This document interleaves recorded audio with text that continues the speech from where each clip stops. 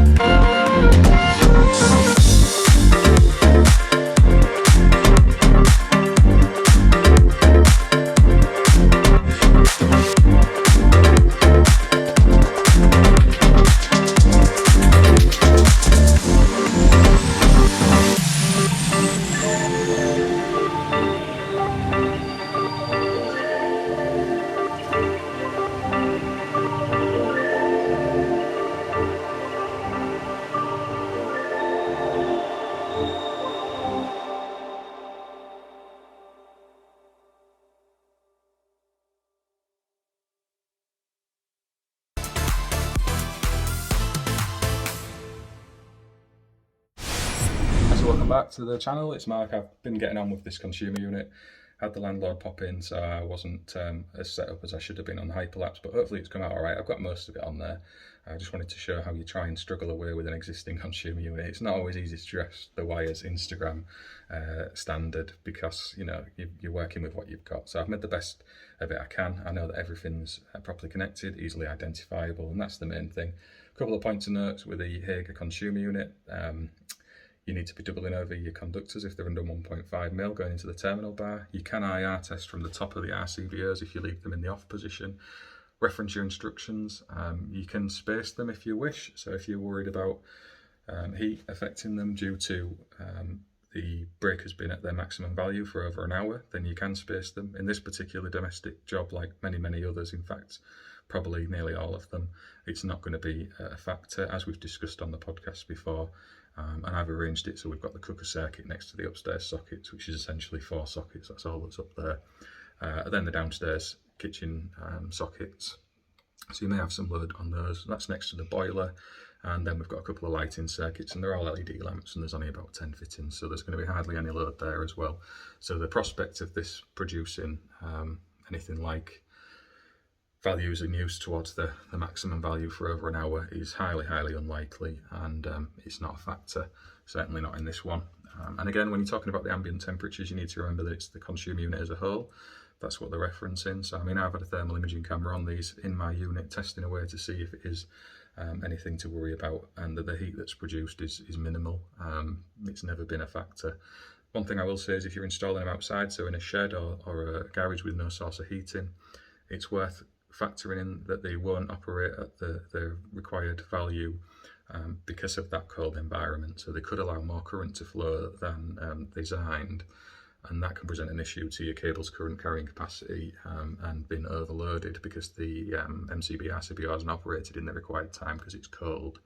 So you need to factor that in when you're designing your electrical installations in buildings with outsourced heating, and certainly commercial industrial you're going to be using MCCBs anyway, most likely. But you know, in a domestic setting, have it in the back of your mind. Certainly if you've got a circuit down to a shed at the end of a garden and then someone's plugging a hot tub in, for example, you know, you could potentially have an issue there at some stage. But anyway, I'll spin you around because I've waffled on enough, and what I've done and what we've got. So you'll see down here we have got locked off on an isolator that's kindly been left there when the meter's been exchanged, so that's been nice to find, and I've locked it off. Even though it's only me working here, it's better safe than sorry, so I've had that done. And you can see inside the consumer unit there, it's really hard to get in anywhere like place you can actually see what's going on, but there you go, that's the best I can squeeze myself in under this stairs cupboard. And the existing wiring, I mean, you can identify what everything is. The earths are all in and they're in the right labelled point on the bar. We've got the bonds in and the main earth. All the neutrals are in the correct order for the RCBOs. And then obviously each individual circuit. And these will be labelled up on the circuit chart in the front of the consumer unit as well. So we know exactly what we've got. SPD there in the end, main switch and the lovely flexi tails. So if you haven't tried flexi tails yet, highly recommend them. A lot easier than messing about with the old style tails, as I'm now calling them. And yeah, I've dressed the cables as best I can into the top of the RCBOs. I obviously had a fixed length to work with, and rather than extending it just to make it look pretty and having more points of connection, I've just made the best fist of it I can to get them into the RCBOs. And hopefully that looks reasonable. I'll take a few pictures as well once I've tidied it up. I've got to operate this green thing down here. This is the most challenging bit of the day actually. So I need to get that in use and have a little clean out in the bottom of the board and on the floor as well, because I made a bit of a mess down here. And yeah. One of the other things I've got to actually look at, and this is after the apprentices have asked, I've got these budget croppers here. So these were, I think they were 10 quid for both together. So you can get them for about £5 each. And looking at it, it's Katsu. Never heard of them before, never used them, but I've been playing around with them today and they've worked pretty good actually. Cut into tails just fine. I'm going to do a demo of them all on the desk. I just wanted to use them day to day actually and see how they perform before I do that. And then there's these ones as well. So these are Yato, and people have recommended those before. They were a tenner, so I'm going to give them a try, see what they're like. And then we've got my trusty Wio ones that I've been using for quite some time, and they are exceptional. So I'm going to do a bit of a comparison in the next week or so with work, see if I can blunt them, not through abuse, but just daily use. So we'll make sure we do plenty of chopping. I'll cut some of these tails up just for fun later, and then we'll do a bit of a demo on the desk and see what we've got. Oh, one thing I will say, a point of note, you might have spied it there already, but the DNA and their earthing connection, I don't know quite what they've done there to connect it onto the sheathing of the supply cable. They've done this quite recently. This is work they came in to do and sort the head out not long ago, and that's their acceptable earth connection. I did raise it with them. They say it's fine, they don't need to do anything with it, and they're happy. So whatever, so that's their business, I suppose. I've measured the value of ZE. It's 0.13, so we're fine there as far as I'm concerned. I mean, you can only do what you can do, can't you, when the DNOs are saying it's all right. I mean, how far do you take it? And there we are, locked off. So I can now get the dead test done. And this is one we've done in the ICR on actually anyway, so I know that this cabling is all good and sound. It was on a split load RCD board before. It was plastic and the LAN board was changed. Now on RCBOs with a surge device in the end. Need to get a couple of blanks in and have a good clean up. You can see all the brick dust in the bottom there because I'm a mucky bugger, and I drilled the trunking in the top without, you know, putting some over the holes because I'm an idiot, and now I'm going to have to tidy it up. Made work for myself. But yeah, hope you found that useful. Anything you want to drop in the comments to tell me how rubbish I am, please feel free. This is just real world electrician in, where we're out day to day making things work, and you know, I think I made a reasonable fist of that. But check the pictures out at the end, you can have a better look once I've finished, because this isn't actually done and dusted, it's work in progress still. Actually, I will say, you will have noticed I put a few ferrules on. These were just the ones where I've had to cut the ends Obviously where the welded ends that you can get from the manufacturer, they can go straight in the bar, and you'll see they have at the end there. Still never happy with how some of these flexi cables come from the manufacturers. They're all the same with all that exposed copper. It never sits that well with me, but apparently that's fine, and you know, that's how it comes. So there you go. Yeah, spin you around again. So I'm going to get on with the hoovering. You may be able to hear that in the background. That's Matthew next door. I'm not sure exactly where he's up to through there. He is busy changing a consumer unit there and installing some trunking. So I think he's busy hacking the trunk into bits, probably making a dog's dinner of it. Now I'm sure he's doing a grand job. And yeah, we're about to get on with testing now. Run through the dead tests while we're locked off. And you've seen in my last video how you run through that process. So I'll be following that exactly through all of the circuits. Even though I've done the ICR on it, I've had everything to pieces. I've had all these connections interfered with. So I want to test them all and put them away again. Hi, so I just wanted to quickly talk about this TIS 859. And you will see it's got the RCD test button there. So you can use it to trip RCBOs at the board, and I've just been having a fiddle about with it and it seems to work pretty good. You'll notice here if I pop the old connector in, it takes a voltage measurement and it starts to vibrate. So that's telling you that there's a live terminal there, and that's a really good feature. You've got the GS38 probes on the end, and you'll see there, if I demo this, they'll push themselves out as they hit onto something. You can screw those ends off to reveal some smaller tips. So some people had said that that was an issue for them, but you can take them off and it'll really reveal a smaller tip on the end. So yeah, really good. Quite impressed with them. First time I put them out to use in practice out on site, and yeah, pretty decent. So yeah, I just thought I'd touch on those again. Hi, it's Mark back again, just to let you know that I'm finished now. So I've done the dead live tests. I have removed the lock and everything, so it's all energized and tested. I've just popped the cover off to show you how it all finished up. So we're going to have a look inside there again in a minute. Just to say again, this is a real well installation. So it's out in a domestic property where we've had a few other repairs to get sorted out as well. And Matthew's sorted out the property next door, so we're all good in that one too. We're just both packing up, getting ready to go home. And yeah, it's been a nice one to change. Again, I've done much neater ones on new wiring, and I've got no shame in showing this one. I think it's perfectly fine for what it is. It's an existing consumer unit that's been swapped out for all the reasons I've already explained. And if now you can see, if I can get the camera held properly, you know, we can identify where everything is, what it's going to. They're all in the correctly labelled terminations on the earth and neutral bars. They're all easily identifiable in the top of the RCBOs. The front cover's all labelled up. We've got the circuit charts and test sheets, so the next person who comes along can easily remove these conductors and carry out their testing as well. So you're always kind of thinking of the next person coming. I wouldn't address this board like this if it was new wiring and I had my own lengths of cable to select, but as I already said, I didn't want to start messing about with junction boxes, making this longer just to make it look pretty. And you'll see down there, I've removed the lock now. Obviously I've turned it off while I've got the cover off, just to show you here. I'm going to pop the cover on now. Again, I'll keep the support coming if it's helping apprentices out there. I'll keep showing my own work. You're welcome to knock it in the comments. I've got no problem with that. Obviously I'm putting it on YouTube, so if you want to tell me why I'm rubbish, please feel free. And I'll try better on the next video. Just bear in mind that, you know, we're not all perfect and there will be mistakes here and there. You'll see it from all of the people who are showing their work on YouTube. They all make mistakes and they all get told, and it would be so easy to do that to anybody else's work. You know, if I came and stood out and watched over your shoulder for a day or two, I'm sure I could snag something if I really wanted to. So while I don't mind some constructive criticism, let's just try not to be overly picky on stuff, if you like. And yeah, referencing back to apprentices, make sure you watch the other video where I've talked through testing to guidance note 3, all the other content around your AM2 prep and using the net website.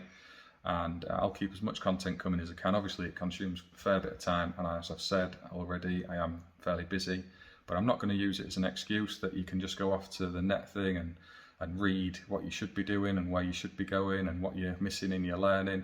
You know, that's an easy get out. We all know that. I'm going to step up and keep my content coming. You can reference all the other YouTubers and people who are doing the same across social media. There's loads of people who've stepped up to offer real support to apprentices at the time they most need it. I'm proud to be one of them, and I will keep that going. Anyone who wants to knock me for it, crack on. You know, your opinion means nothing. So I'll catch you all in the next one.